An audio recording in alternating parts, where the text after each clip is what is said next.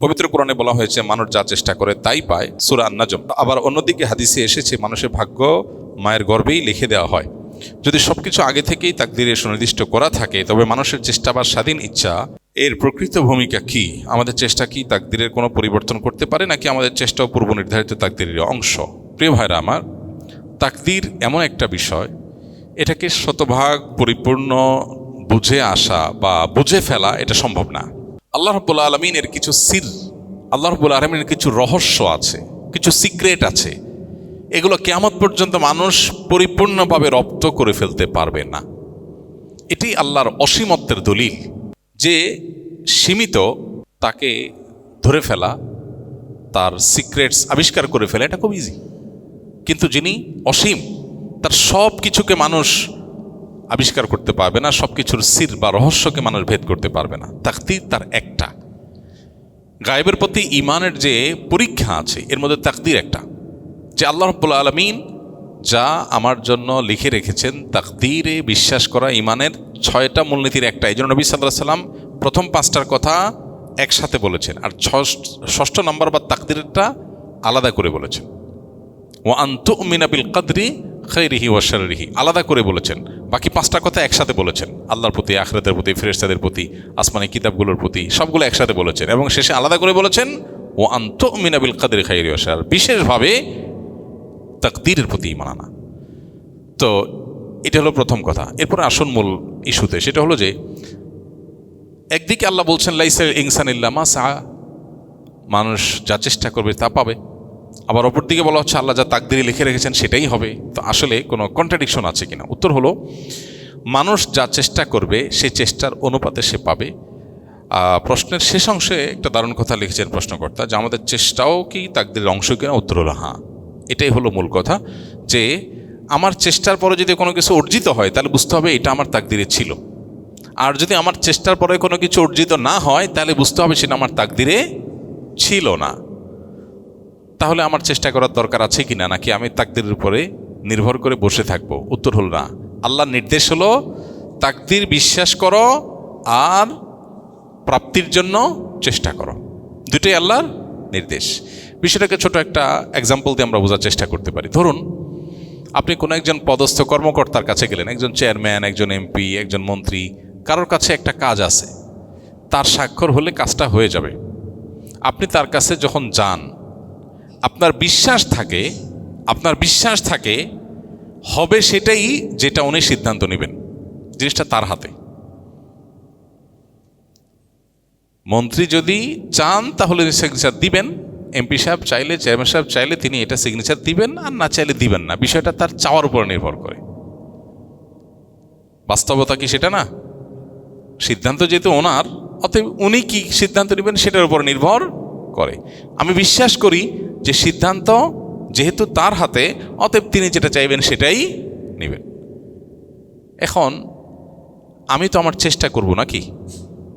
আমার চেষ্টার পরে যদি দেখি যে হয় নাই, তাহলে বুঝবো যে তিনি আসলে কনভিন্সড হন নাই বা তার সিদ্ধান্ত হয় নাই। আর যদি আমার চেষ্টার পরে হয়ে গেছে মনে হয়, তাহলে বুঝতে হবে যে তার সিদ্ধান্ত ছিল বা হয়েছে। তাহলে একটা হলো বিশ্বাস আর একটা হলো কর্ম। আমার বিশ্বাস হলো যে উনি যা চাইবেন তাই হবে, কিন্তু তাই বলে আমার কর্ম থেমে থাকবে না। আমি চেষ্টা করব, চেষ্টা করে যদি হয় তাহলে বুঝবো তিনি চেয়েছেন, আর যদি না হয় তাহলে বুঝবো তিনি চান নাই। তাকদীর বিষয়টা কাছাকাছি অনেকটা। আমি বিশ্বাস করব তাই হবে যা আল্লাহ লিখে রেখেছেন। এখন তাই বলে আমি বসে থাকবো না, আমি তো জানি না আল্লাহ কি রেখেছেন। আমি জানলে না হয় সেটার উপর ভরসা করতাম, যেহেতু আমি জানি না আল্লাহ কি লিখে রেখেছেন, সো আমাকে চেষ্টা করতে হবে। চেষ্টা করে যদি আমি নাও পাই, ভালো কাজ যদি হয়, সেই চেষ্টার কারণে আমি আল্লাহর কাছে আলাদা রিওয়ার্ড পাবো। যা চাইছি তা না পাইলেও সওয়াব ঠিকই পাবো। এই জন্য ঈমানদার চেষ্টা করে যাবে। কোরআনে কারিমে এক জায়গায় না, বেশ অনেক জায়গায় আল্লাহ তাআলা এই কথা বলেছেন, ওয়া লাইসাল ইনসানু ইল্লা মা সা। এই জন্য বান্দা তার সাধ্য অনুযায়ী চেষ্টা করবে, আর তাকদীরটা বিশ্বাসে রাখবে, আর কর্মের সময় সে পরিশ্রম ঠিকই তাকে করতে হবে। আমি একজন ভিডিও এডিটর, পেশাগত কারণে আমাকে অনেক সময় বিভিন্ন কোম্পানির প্রমোশনাল ভিডিও এডিট করতে হয়, যেখানে নারী মডেল ব্যবহার করা থাকে। বর্তমানে আর্থিক সংকটের কারণে এই কাজগুলো করতে হচ্ছে। এমন ভিডিও এডিট করা কি জায়েজ হবে? যদি জায়েজ না হয় তাহলে ক্লায়েন্টকে কিভাবে বিষয়টি বোঝানো উচিত? একটু আগে আমরা যেটা বললাম যে কাজ হারাম সেটাতে সহযোগিতা করাটাও হারাম। অতএব কোনো নারী মডেলকে ব্যবহার করে অ্যাডভার্টাইজ তৈরি করার এই যে আজকের পৃথিবীর যে কালচার, এই কালচারটা নারীর জন্য অসম্মানজনক। বিক্রি হবে ফ্রিজ, ফ্রিজের চাইতে বেশি দেখানো হচ্ছে নারীকে। এই যে নারীকে উপস্থাপন করা হচ্ছে, আচ্ছা ফ্রিজ কি শুধু জোয়ান মহিলাদের দরকার হয়, বুড়া মহিলাদের দরকার হয় না? হয় না? বয়স বেশি হয়ে গেলে তাদের দরকার তো আরো বেশি হওয়ার কথা। বেচারিদের এত রান্না বাড়া করা কঠিন, একটু ফ্রিজে রেখে দিলে পরে নেওয়া সহজ। আজ পর্যন্ত দেখছেন কোনো অ্যাডভার্টাইজে কোনো বুড়ি বেচারি এসে বলছে বাবারে আমার ফ্রিজ দরকার হয়, এই ফ্রিজটা আমার ভালো হয়, তোমরা কিনিও, এটার ফজিলত বর্ণনা করছে কোনো বুড়া মহিলা? শুনছেন?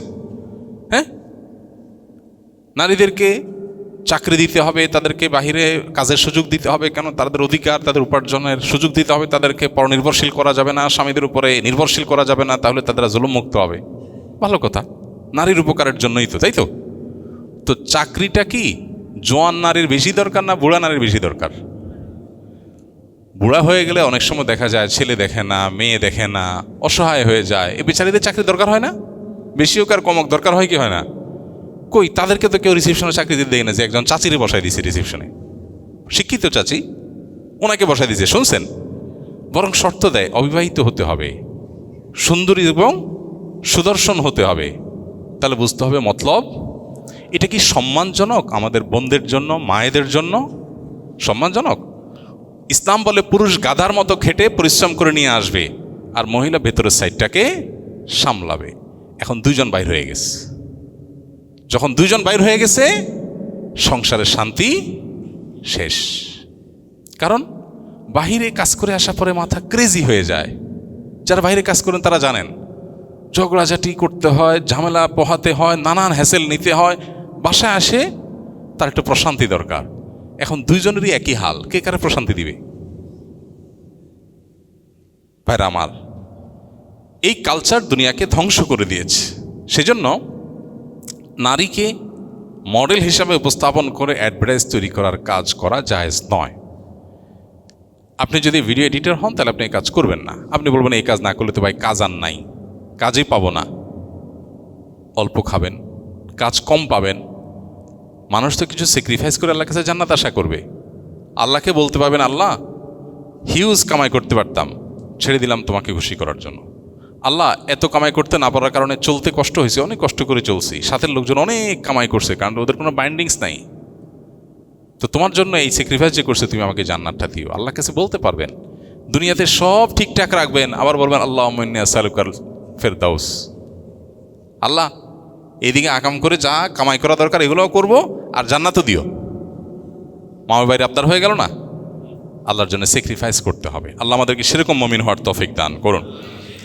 যদি আপনি নিরুপায় হন তাহলে দ্রুত বিকল্প পাওয়ার আগ পর্যন্ত কাজটা করতে পারেন, তবে বিকল্প আপনাকে ব্যবস্থা করতে হবে।